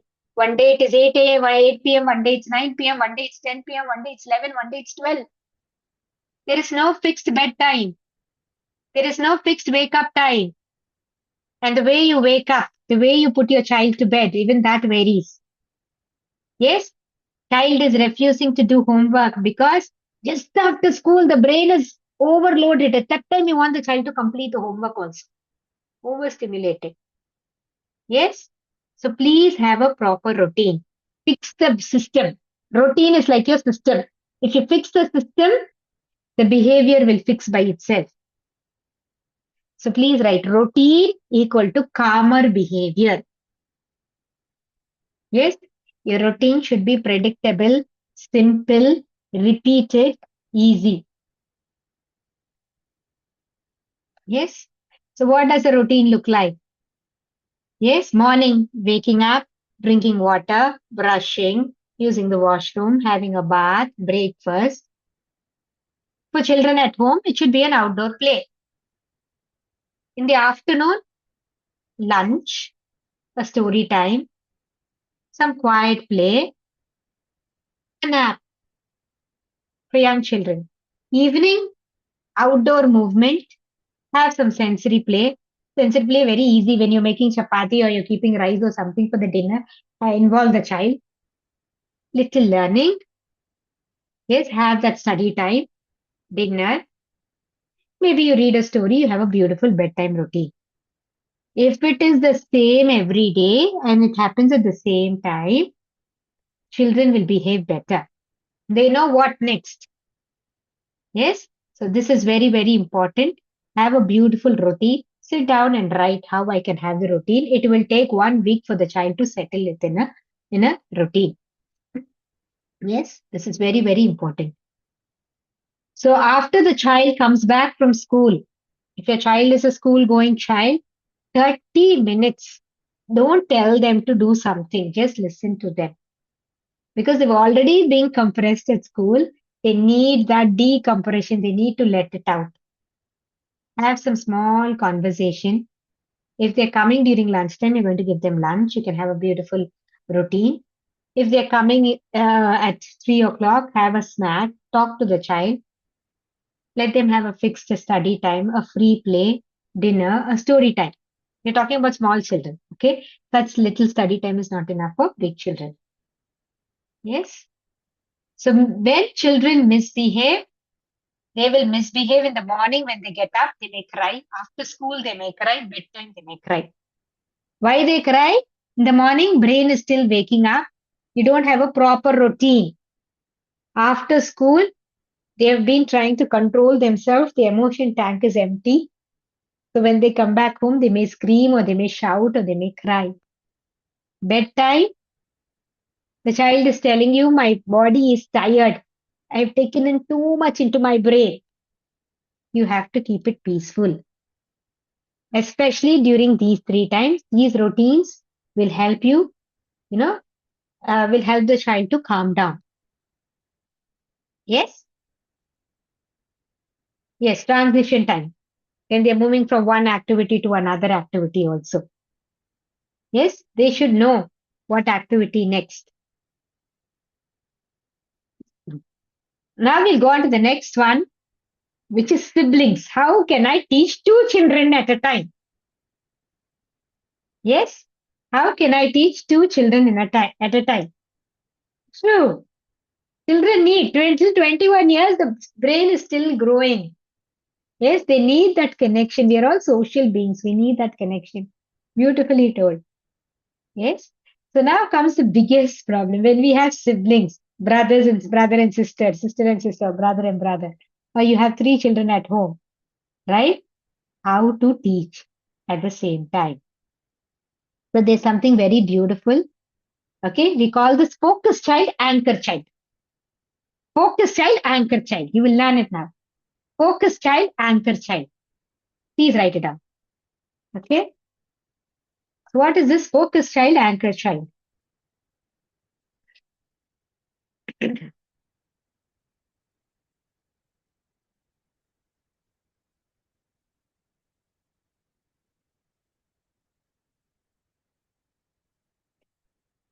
Focus child, anchor child. Okay. Okay. Just make a note. Okay. So what is this focus? What is this anchor? We cannot teach 2 children at once. Teach one, anchor another one. You will understand the meaning of anchor. Teach one, anchor one. Because both the brains are not the same. Both of them have different needs. Getting it, everyone? Yes, we can never teach 2 children at a time. Focus child for your own children, okay? I'm not talking about the children at school, right? So, focus child means the child will get your full attention. Anchor child means you are engaging the child independently with some work. Focus child is you're focusing on one child completely. Anchor child means you're going to engage the child in some work independently. Okay? They can do, you're giving them an activity that they can do alone. So if you're teaching the first child, it means you're focusing on the first child. You're giving some activity for the second child. So what kind of activities you can give?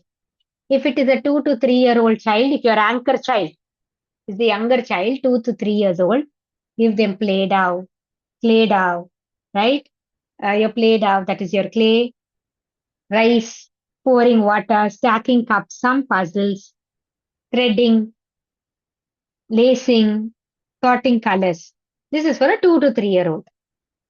If you want to give an activity for a 4 to 6 year old, you can give them some drawing activity. I'm talking about the anchor child, a work that the child can do alone. That child, we are just calling the child anchor child. You can give them stickers to stick, matching cards, blocks, sensory play, some worksheets, which is easy for them to do, asking them to write their name with clay or just write, giving them a craft activity. So, how should your anchor activity be? Please make a note. Okay, how should your anchor activity be? Your anchor activity should be something that they can repeat. Your anchor activity should be something that they can repeat. It should be repeatable.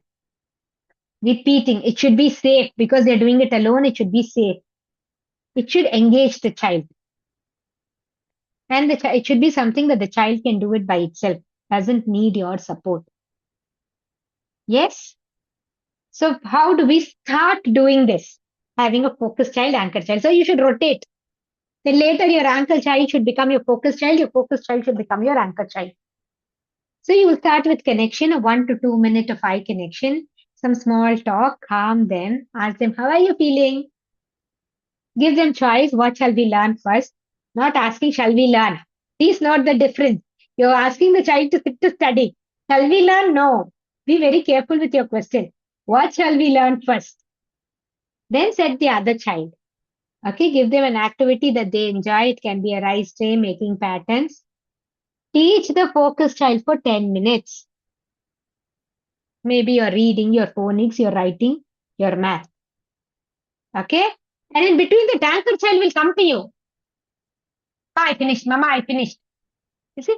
Oh, that's so nice. Give your little attention, give one kiss, give one hug. Do it this and come. Send the child for the next independent activity. The child is coming to you only for attention, not to disturb the other child, because the child feels attention is going to my sibling. After some time, switch the roles. Anchor will become focus, focus will become anchor. Now you tell, now it is your time to read with me. Getting it? Praise both the children, not the perfection, but their effort. You both did an amazing work in your own way. Please don't compare. They will ask next, did I do better than this child? Am I better than my brother? Am I better than my Anna? Am I better than my Akka? No, you did an amazing work. Your work was amazing. Her work was amazing. Or his work was amazing. Yes? So these are certain things that we can do. So if your focus child is a 7-year-old reading, for a 3-year-old, it's going to be a sensory play. Then you will switch. Now, your 3-year-old, you will help the child to name colors. Your 7-year-old will do a puzzle. Getting how you can switch the activities? Yes. If it's going to be even more smaller child, 5 years. 5 year will maybe tracing the letters. 2 years may have some water play or some clay dough or something. Then switch the roles. Teach the 2-year-old how to pour water. Ask the 5-year-old to do some independent reading. Getting it? So this is how we switch the roles. Yes, if it's going to be a 6-year-old and a 4-year-old, focus first. Maybe you're focusing on the 6-year-old. You're teaching simple math. 4-year-old is doing a drawing. After that, you will switch. You can teach your 4-year-old rhymes. You can ask your 6-year-old to do some puzzle. Don't try to do the same thing with both the children. Yes? So if it is like both their children, you want them to write, older children may write words, your younger children will scribble freely. Then when it comes to focus work, you can give them some pattern writing, You can ask the older child to read. Yes. So this is how we switch. Please switch your work. This will help you because both the brain is in a different stage of development. You cannot do the same thing. Same thing with two different children is not same. Yes, trying to teach both at the same time, comparing the children, expecting the younger child to behave older, giving difficult anchor tasks, very difficult ones. Don't give. Okay? Shouting when one child is disturbing. If you're not switching roles, it will create fight. So remember, anchor, focus. So today you decide before your children come home what I will anchor, what I will focus, how I am going to switch. Planning. Yes, parenting is all about it. It's a commitment. We can't move out of it. So if you're anchor child, you will tell, it will come and disturb you. Go closer to them, touch them. Tell us, where are you? I will be with you in a minute. Just whisper. Okay? Give them one small connecting action. You are still connecting with them and continue teaching.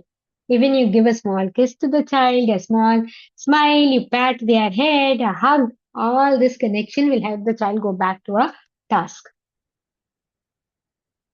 Yes? So now this may happen. Both the children are fighting when you're teaching. Happens?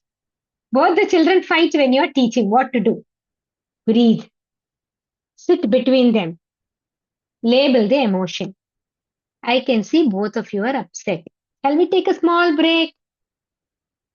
Again, you reset your focus and anchor method. Yes? So you don't have to shout. You don't have to separate them. You just need to have a system. When the routine is right, the teaching structure is right, children will naturally behave better. And you will also feel calm. Otherwise, we waste so much of energy in shouting and getting peace at home. Finally, we are losing peace. We are making others also lose peace. Agreed? Yes? Yes. So today is not just about parenting. It's about understanding, truly understanding your child's work. Yes? So the last few hours, what did we see? We travel to the mind, the heart, and the world of a 0 to 6-year-old. Why expectation is causing stress?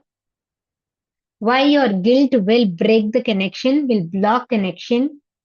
Why early writing creates tears in a child? Why play is the highest form of writing? Why emotional safety builds intelligence? Why routines will shape behavior? And how to be peaceful while teaching to children. Yes, I want all of you to listen carefully. Your child is not stubborn. Your child is overwhelmed. Too many things. Your child is not slow. Your child is still growing. Your child is not naughty. Your child is trying to tell you something. Your child is not behind. Your child is becoming something. Did you all get it? Yes, did we get this? It's not stubborn. The child cannot manage so many emotions. It's not slow. It's still growing. It's not behind. It's becoming. Yes. So remember, connection only wins. Parenting is not about perfection, but it is how well you connect with your child. I want all of you to do this. Close your eyes. Imagine your child right now. Close your eyes. Imagine your child right now. If it's a big child, imagine when they were small. Or even now, you can imagine. Close your eyes. Take a nice deep breath. See their eyes. See that beautiful tiny hands. See the way they run to you. See the way they cry for you. See the way they call you, need you. Yes, see this.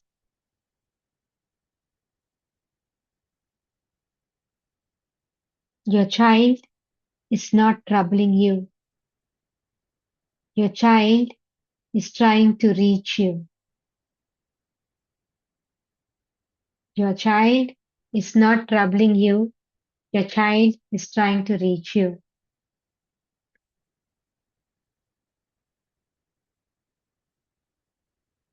You can open your eyes. Did you get what your child needs?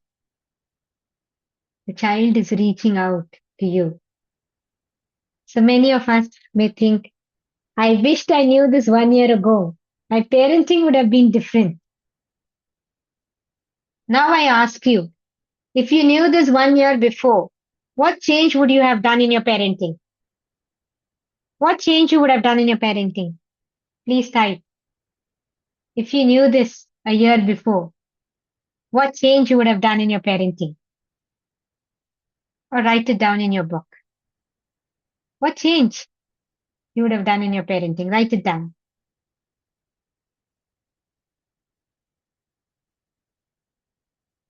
If you could go back and change, what you would have changed?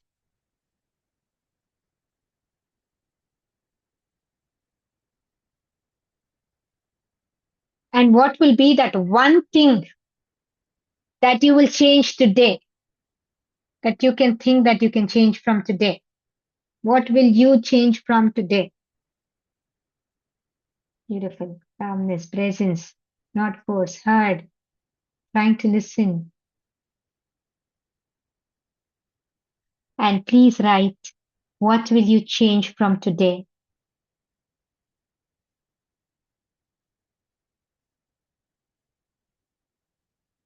Write what you will change from today in your books. Also, listen calmly. I will listen, patience. Please take care of yourself also. Reset whenever needed. Super. Awesome. Please write it down.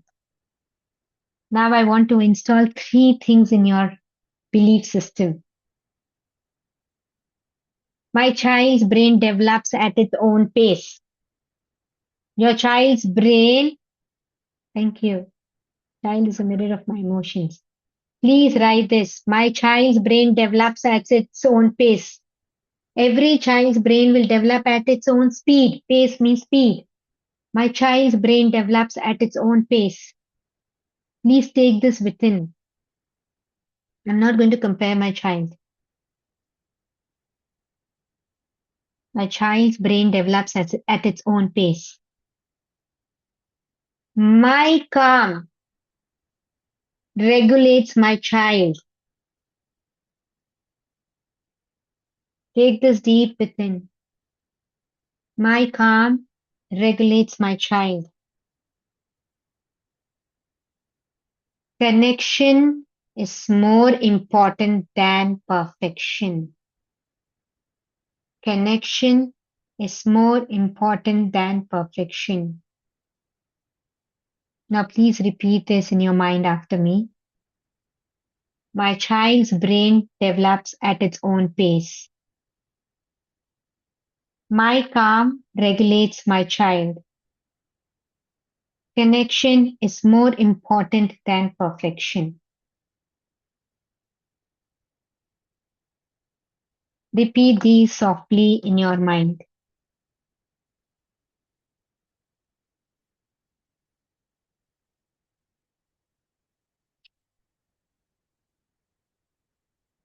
Because your brain is learning too. So what does your child really remember? Not how many worksheets you gave, how you held them, how you looked at them, how you understood them, how you listened to them, how you calmed them, how you hugged them, how safe they felt with you. This is learning. This is intelligence. A child does not need a perfect mother or father, only needs a regulated mother, a regulated father, someone who is present for them. Yes. So today you learned the foundation. In our next parenting masterclass, you will learn what to say when they throw tantrums, how to set that boundary when they are shouting, how to guide their behavior lovingly, how to respond when the child says no, how to discipline with connection. If today you got that clarity, that awareness, our next class will give you the tools. Yes, we are only getting started. So before we end, I want to leave you with this very beautiful thing. Your child is a little human with a big heart and a developing brain. Your child is a little human with a big heart and a developing brain. They are learning every single moment from you. You are their safety. You are their teacher. You are their world. Parents are their safety. Parents are their first teachers. Parents are their world. And today, you are becoming more aware. You became more aware. You're more conscious, more connected parent. And your child is lucky to have you because you are taking steps to help your child. Not everyone decided to be here. You decided to be here to be a better parent, a parent whom the child really wants. Thank you, everyone. And if you feel you want the next masterclass, you may message us.